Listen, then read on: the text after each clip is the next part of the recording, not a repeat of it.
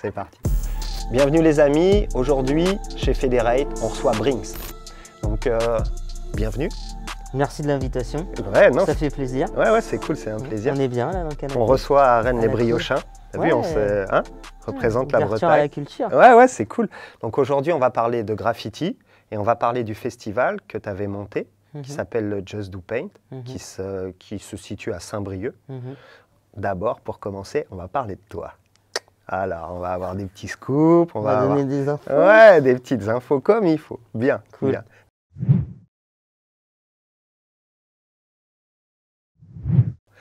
Qu'est-ce qu'on peut dire sur toi? J'émane de la culture graffiti vandale. Aujourd'hui, c'est vrai que la culture elle a évolué, et puis on a vieilli aussi, donc ça s'agit. Mais j'arrive de la culture graffiti pure. D'accord, donc toi, tu as connu le graffiti quand il n'y avait pas encore de murs Lego. Oui, c'est ça, ouais. On est OK. Normalement, il n'y a jamais trop de murs Lego à la base. Ouais, mais aujourd'hui, dans les festivals et avec les interactions avec les villes qui laissent à disposition de pas mal de peintres certains murs, c'est moins compliqué.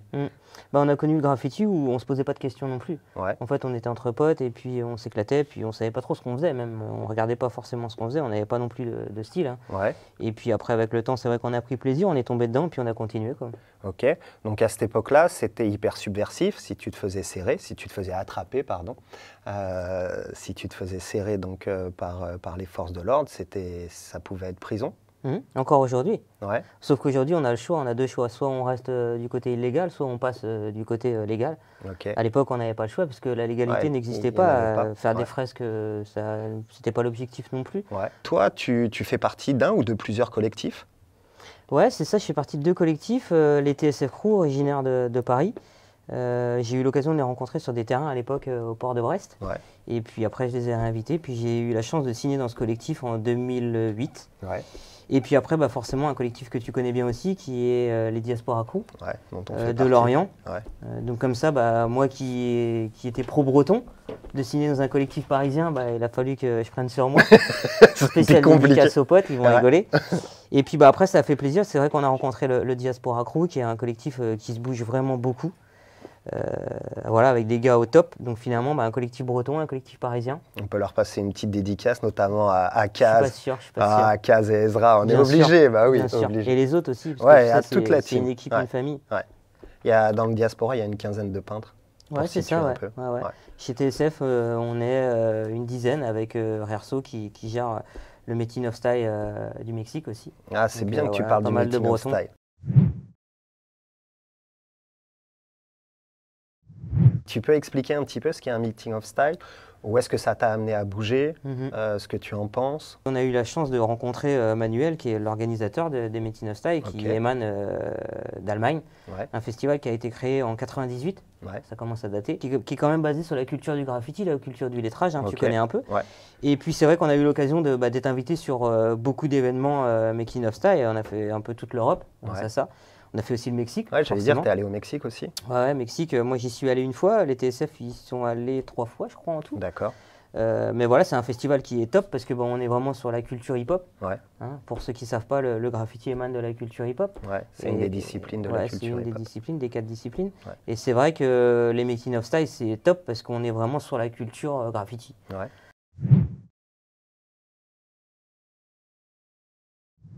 Moi, je suis parti en 2007 la première fois aux États-Unis et je voulais voir un peu ce que c'était. Ouais. Pour le graffiti ou pour la culture américaine? Pour la culture hip-hop.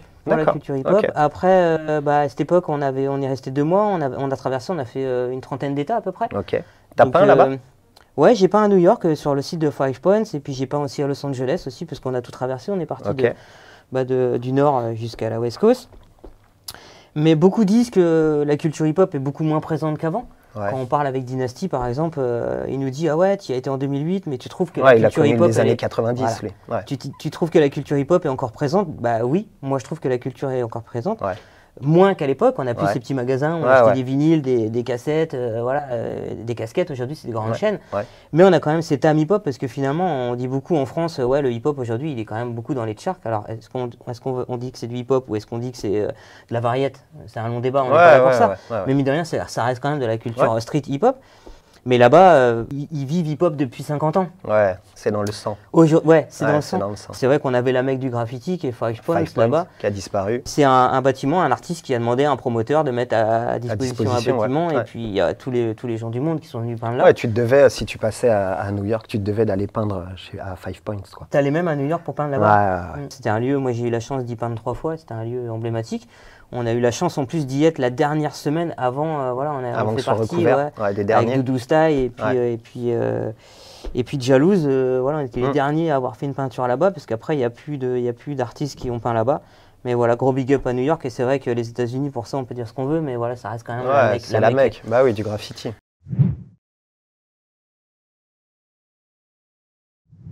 D'ailleurs, il t'est arrivé une petite mésaventure. Je vois ton petit sourire. Vas-y, tu peux nous en parler un petit peu plus? Je crois que tu as revêtu la petite combinaison orange. Oui.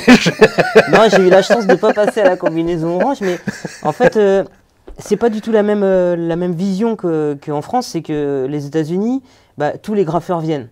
Donc déjà, avoir une bombe et un marqueur dans ses poches, c'est arme de catégorie 1 française, donc comme un couteau. Ouais. Donc ça donne pas le même poids. Donc il vaut mieux éviter de se balader avec un marqueur, sauf si tu as envie de finir en cabane. Et moi, je ne savais pas, ça devait être la 4e fois que j'y suis allé. Et moi, j'avais amené des autocollants avec moi. Des stickers? Des stickers. Parce que tu es un fan de stickers. Ah, je suis un stickers addict. Ouais, à fond. Et c'est vrai que en sortant d'un magasin de bombes, j'ai fait un peu, voilà, j'ai posé un autocollant sur un panneau, et là je suis tombé sur la brigade anti-graffiti new-yorkaise, la Vandal Squad. Et je me suis retrouvé direct menotté, direct envoyé en cellule de dégrisement anti-graffiti. Ouais, c'est ça. Et c'est vrai que j'ai fait 28 heures de garde à vue dans une prison américaine là, sur Manhattan. Et c'est vrai que là, tu descends un peu aux enfers parce qu'on connaît d'histoire la grandeur de. Ouais. Une fois que tu es dans le réseau, tu sais pas comment tu vas ressortir. Ouais. Puis tu vois que tu descends les marches, et plus tu descends, et tu te dis comment je vais m'en sortir. Et c'est vrai que ça fait flipper. Quand tu as des condamnations en France, bon voilà, tu as la langue, tu connais, tu sais qui va t'en sortir. Puis c'est du graffiti, on n'est pas dans de la violence ou autre. Mais quand tu es aux États-Unis, c'est chaud. Ouais. Et puis surtout, il faut forcément attendre un traducteur. Ouais. Donc c'est pour ça que maintenant, je m'y tiens un carreau, quoi. Ouais, tu vas cool. Je vais dans les endroits légaux. Bon, tout ça, de fil en aiguille, on va arriver à Just Do Paint.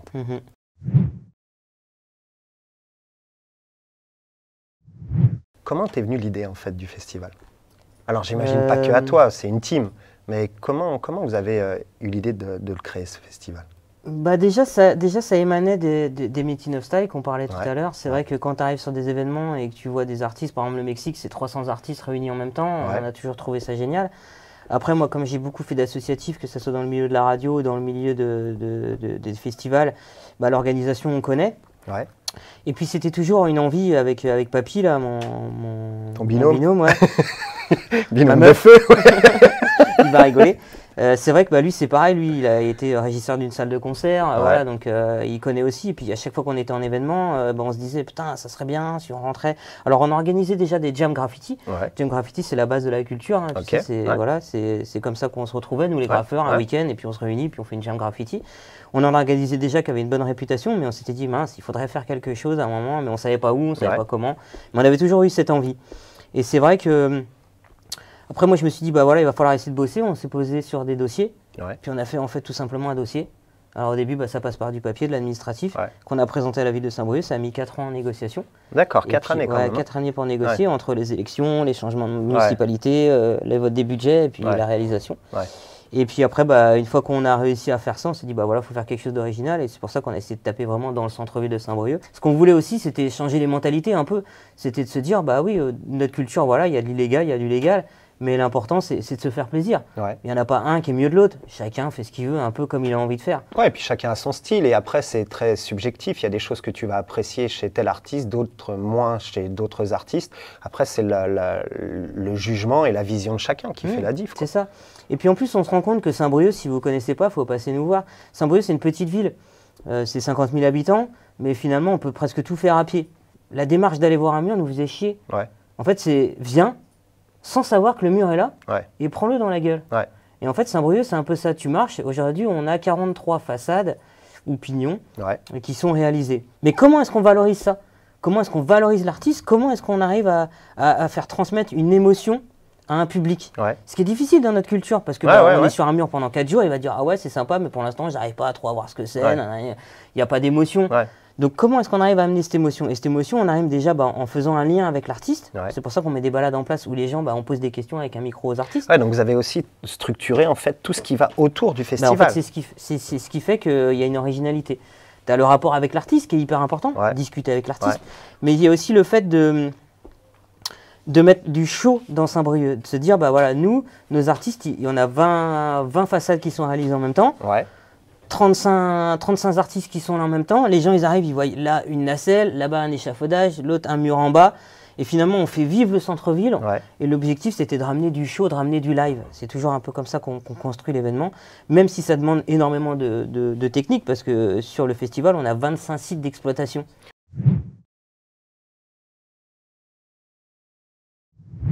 La team Just Do Paint, on va l'appeler la team. C'est quoi? C'est un bureau avec quelques membres? Aujourd'hui, c'est porté par une association avec une équipe, on va dire un noyau dur de 10 personnes qui sont impliquées. D'accord. Et puis, il y a des salariés.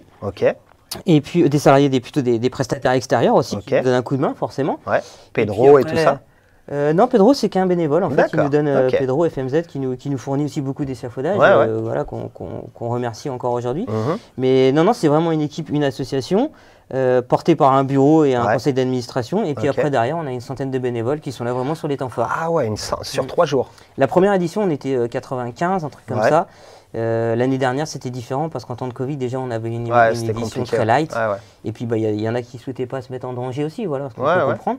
Donc l'année dernière, on était 45, mais on est une base entre 50 et 100 bénévoles à peu près. Il faut nourrir tout le monde, il faut loger tout le monde, parce qu'il n'y a pas que des brioches. On loge, on nourrit, plus les artistes. C'est ça. Et tout ça sur 3 jours. Mais vous, sur 4 jours.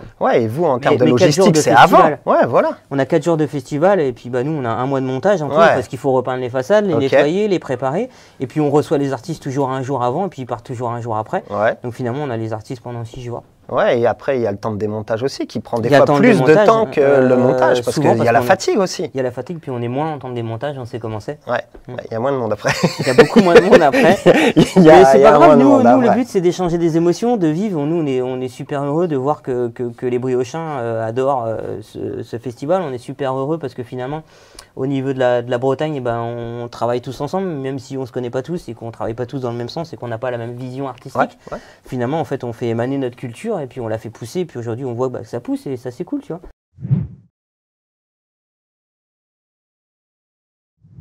Comment la team JDP fait pour choisir ses artistes en fait? Les artistes qui viennent, comment vous les choisissez? La programmation elle est faite là en lien avec TSF Group, puisque forcément en fait on ouvre aussi le réseau du collectif TSF, ce qui permet, parce que TSF a une très belle image, donc finalement en fait ce réseau, on ouvre notre réseau. La programmation est faite en grande partie avec moi et Papy, donc vraiment on travaille notre programmation. Comment? On l'a fait aussi par affinité. Parce qu'on connaît aussi du monde, il y a ça, mais pas que, parce qu'on aime aussi avoir la scène émergente, c'est important. On aime aussi avoir ce rapport aussi, on en parlera plus tard, mais avec le côté féminin aussi de la culture qui a évolué. Et puis on aime aussi forcément aujourd'hui avoir, on a plutôt beaucoup de demandes, puisque notre festival rayonne beaucoup au niveau national et puis international aussi, donc on a énormément beaucoup de demandes.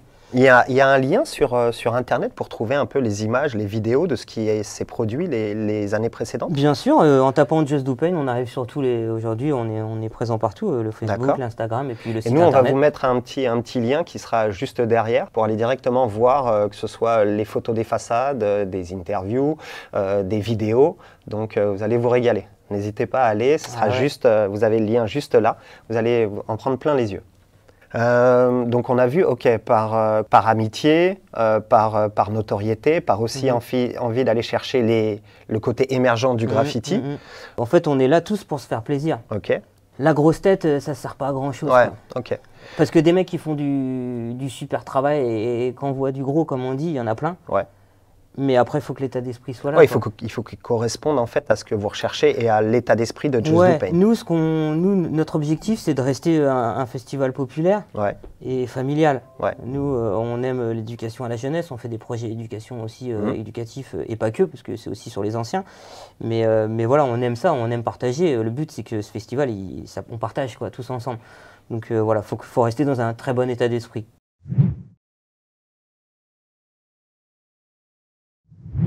Donc Just Do Paint, c'est une asso, mais comme beaucoup d'assos, le nerf de la guerre, c'est l'argent.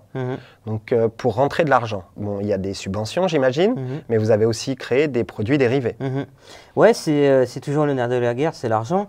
Nous, après, c'est vrai que on essaye à un grand maximum de ne pas vivre que de subventions. Alors d'aujourd'hui, en fait, le festival, il est à 45% de subventions et puis 55% de fonds propres. Quand on dit fonds propres, c'est des partenaires qu'on remercie au passage, parce que sans eux, on n'y arrivera pas, que ce soit des dons en nature ou des dons financiers. Des dons en nature, c'est chaud ce que tu dis. Oui, mais tu donnes de ta personne. Ah bah, des dons en peinture. Alors c'est pas des dons en nature, c'est des dons en peinture. D'accord, voilà, on recadre les choses pour qu'il n'y ait pas d'ambiguïté. Mais c'est important parce qu'on envoie quand même du mètre carré en surface et de la peinture il en faut. Mais voilà, c'est vrai que c'est des partenaires, dont en nature ou financiers, mais c'est aussi des projets aussi qu'on fait à l'année en éducatif jeunesse et pas que, en décoration aussi. Et puis c'est aussi cette boutique qu'on a mis en place. C'est vrai qu'on a essayé. Donc là, vous allez trouver les liens de la boutique qui va être le petit lien de la boutique pour Just Do Paint, sur lesquels vous aurez en fait pas mal de produits dérivés que vous pouvez acheter en ligne. Et n'hésitez pas. Parce qu'ils ont besoin d'argent. Hein. Comme toutes les assos, il y a besoin de sous-sous. C'est ça. Et c'est vrai que cette boutique, elle nous aide à vivre à l'année. Voilà, on n'a pas. Donc vous avez quoi dans la boutique? On a des t-shirts, des sweats, des casquettes, des pom-pom shorts. Si tu veux, je t'en mettrai un de côté. C'est chaud. Non, mais pour ta femme. Oui, ma fille.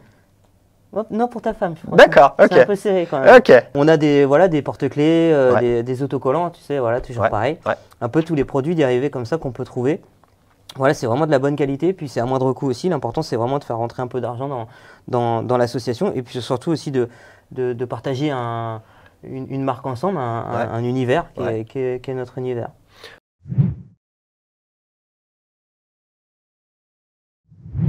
Tout à l'heure, on a fait vite fait allusion au graffiti féminin. Je crois que cette année, vous amenez quelques graffeuses.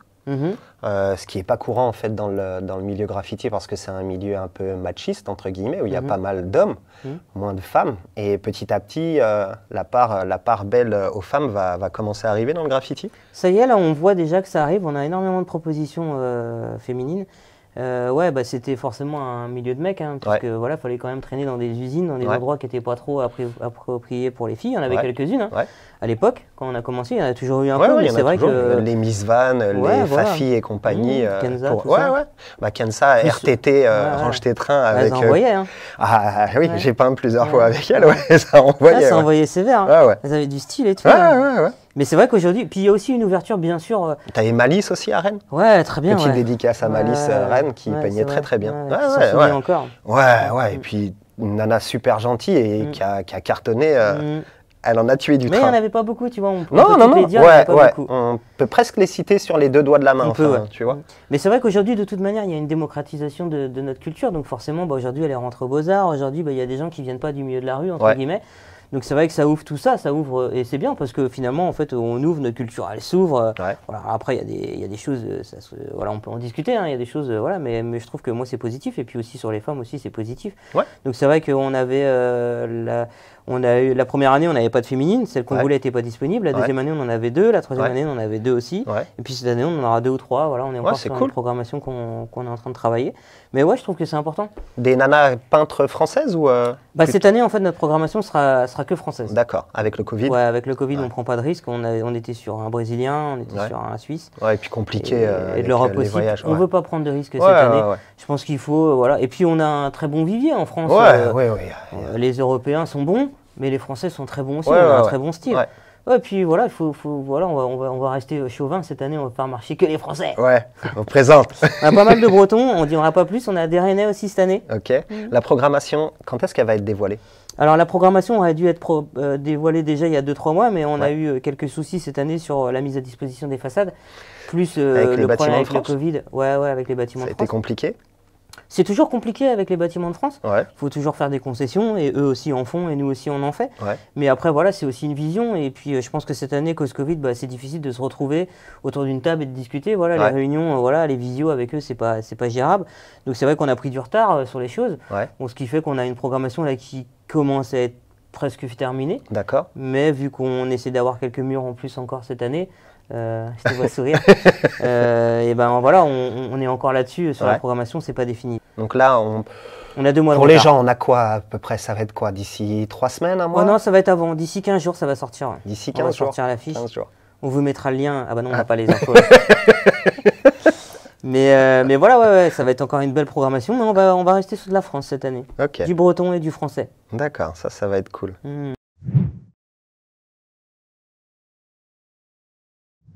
Les murs, en fait, donc c'est sur Saint-Brieuc. L'hypercentre de Saint-Brieuc ou aussi un petit peu Saint-Brieuc métropole? Le centre historique, ouais. Le centre-ville et puis les quartiers populaires, comme on dit. D'accord. Après, l'originalité de cette année, et là on est très content, on arrive sur l'agglomération de Saint-Brieuc aussi. Ok. Donc voilà, on va s'éclater sur les villes alentours cette année avec 2 OP. Style quoi? Style Plérin? Style des choses comme ça? On peut dire déjà Plérin, voilà, parce que tu l'as dit. Après, l'autre, ça va être... On dit pas, pour l'instant, on ne dit pas. On dira ça bientôt. Déjà, vous avez eu Plérin. Déjà, vous pouvez regarder tous les murs à Plérin. Ça sera sur l'édition de cette année. Ok. Avec le port du Légué, où on intervient sur une façade au port du Légué. Ah, c'est bon ça. Ouais, c'est une On est déjà allé, exclusivité. tu m'as emmené peindre plusieurs fois au port du Légué. On y était. Ah ouais, c'était pas mal. Et c'est vrai que toute la difficulté est là, c'est de trouver des espaces, puisqu'il faut qu'on a pas mal de critères. En fait, il ne faut pas que le mur soit dans une propriété privée. Ouais. Il faut qu'il soit accessible au public. Ouais. Parce que si c'est dans une propriété privée, les gens vont passer sur le muret. T'en as vite marre à 400 personnes tous les jours dans ton jardin. Tu fais, Et puis, il y a aussi ce rapport avec le support, c'est-à-dire que c'est un festival subventionné. Ouais. On doit toujours avoir ce rapport avec l'art et il faut que la personne puisse aller le toucher s'il a envie, faire des photos devant. Ouais. Et puis voilà, il faut que ce soit des murs qui soient visibles en bord de route ou cachés dans un endroit, mais qu'on puisse y accéder. Okay. Donc il y a déjà ces critères-là qui rentrent en compte. Après, il y a les critères des propriétaires, il faut qu'on ait l'autorisation des propriétaires. Bien sûr. Puis on a aussi l'autorisation de l'urbanisme de la ville de Saint-Brieuc et puis l'autorisation des bâtiments de France. Voilà. Ouais. Sur un projet comme le nôtre, franchement, c'est vrai qu'on innove quand même pas mal en tapant dans le centre historique, c'est très rare. Et puis dans le centre aussi, dans l'hypercentre, c'est rare aussi. Ouais. Donc forcément, c'est vrai que des fois, bah, voilà, il y a des petites tensions. Parce que, ça clash un peu. Ouais, c'est obligatoire. Mais l'important, c'est qu'on arrive là sur une 4e édition à faire quelque chose de chouette. Ouais, c'est cool ça.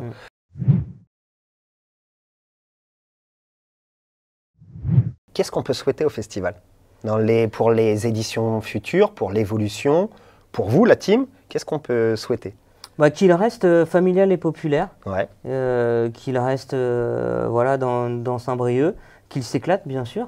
Et puis, mais vraiment, nous, c'est vraiment... La fin du Covid pour faire venir des artistes du monde entier. Ouais, voilà, qu'on puisse faire venir des artistes internationaux, c'est ça. Mais voilà, pour nous, c'est vraiment populaire, familial, artistique et ludique. Ok. Donc on rappelle, le festival Just Do Paint, les dates? Du 1 au 4 juillet 2021. C'est pareil, vous aurez un petit lien. Et on le redit, sur leur site, vous aurez toutes les infos. Vous pouvez aussi télécharger, ça on pourra vous mettre le lien. Vous pouvez télécharger l'application, c'est simple avec les smartphones. On a une application de Just Do Paint qui vous permet, quand vous y êtes, de vous balader de mur en mur avec un GPS incorporé directement dedans, où on retrouve toutes les informations des artistes. La biographie de l'artiste, l'histoire de l'œuvre aussi, c'est très important.